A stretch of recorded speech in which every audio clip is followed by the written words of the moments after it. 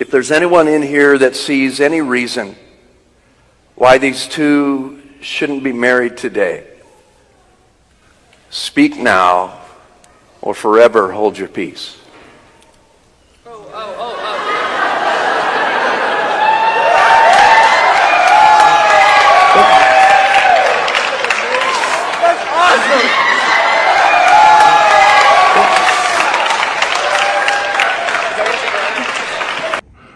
Colored guns, are they really worth it?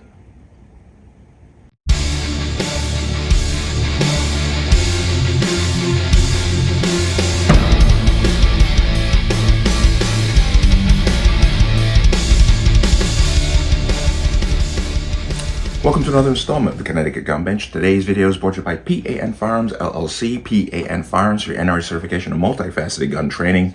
You can reach us at 203-300-6343 or use our website at www.panfirearmsllc.com. As always, there'll be a link in the description box below. If you like channel, like content, and what I do here, you can support me. The link, everything is appreciated. And once again, gun channels are being scrutinized heavily. Comments may disappear. Some of you may not even get the notification because we're being basically scrutinized very heavily. So if your comment disappears, I'm not doing it. If I remove it, I'll tell you. Now, let's talk about this.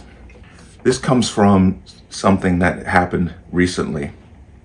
And I thought about it and I said, you know, I'm going to talk about it a little bit. And let me be clear before I start. Here's my disclaimer. Please do what you want. Please buy what you want. Okay? I'm not telling you what to buy. I'm just giving you my opinion. Okay? And this comes from somebody that I put through the NRA class and she got her permit. Awesome. And then she was showing me some guns that she was looking at to purchase a first purchase. And she was showing me Glocks that had been Cerakoted, like the pink frames with the silver slides and so forth and so on. And I thought, you know, I said, hey, if that's what you want to do, cool, do you.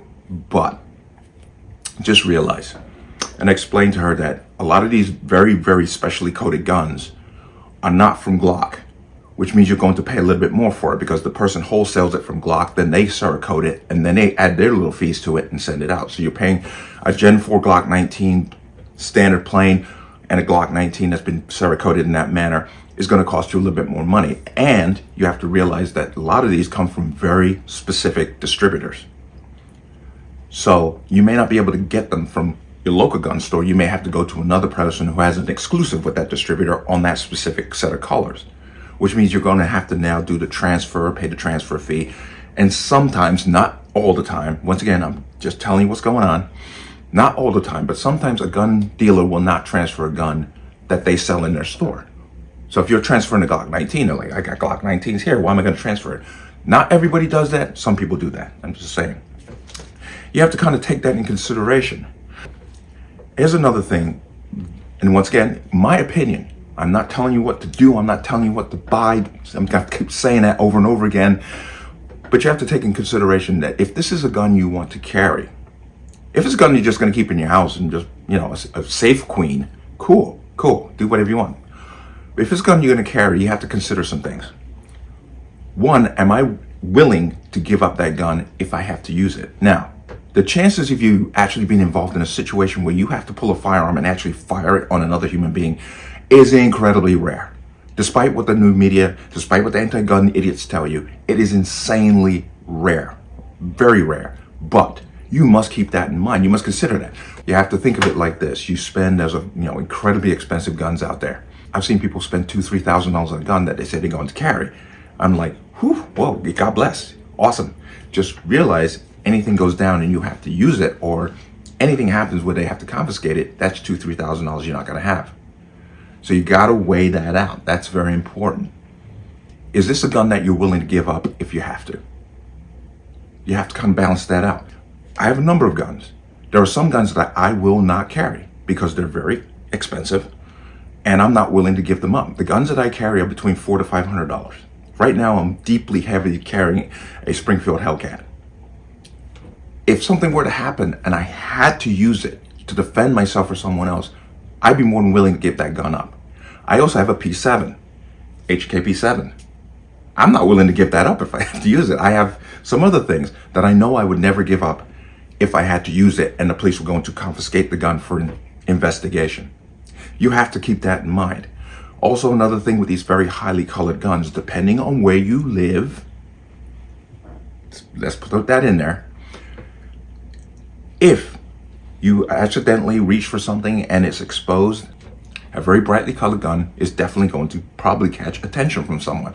Depending on where you live, we have some idiots who will run and call the police and tell them that they have somebody in public carrying a gun. And next thing you know, you've got that scrutiny going on also. So you have to balance all that out when you make that choice. Is the color really worth it? Once again, buy what you want. Do what you want. I'm just giving it objectively.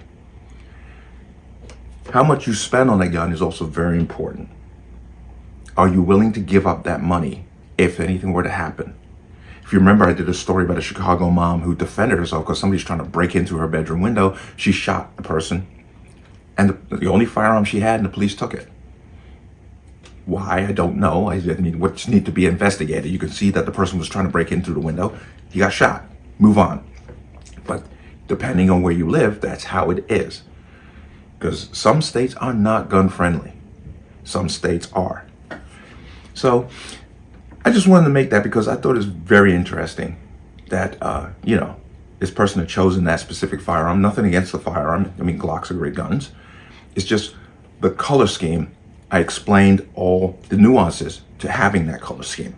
One, you're probably going to pay more for it. Two, you may have to have it transferred from someone else.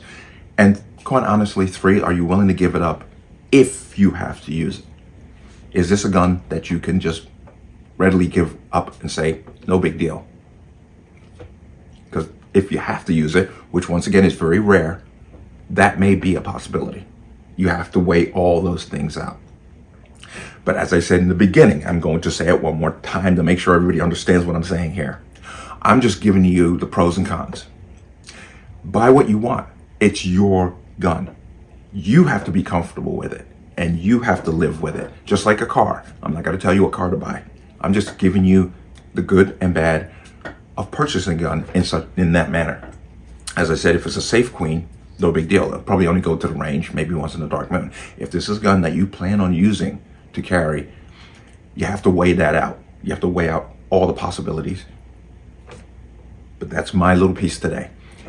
But let me know what you think. As always, you can leave your comments in the comment section below. And as always, any statements of violence or statements that lead to violence will be removed. Please like, share, comment, subscribe. Don't forget to hit that notification bell so you're notified the next time a video goes live.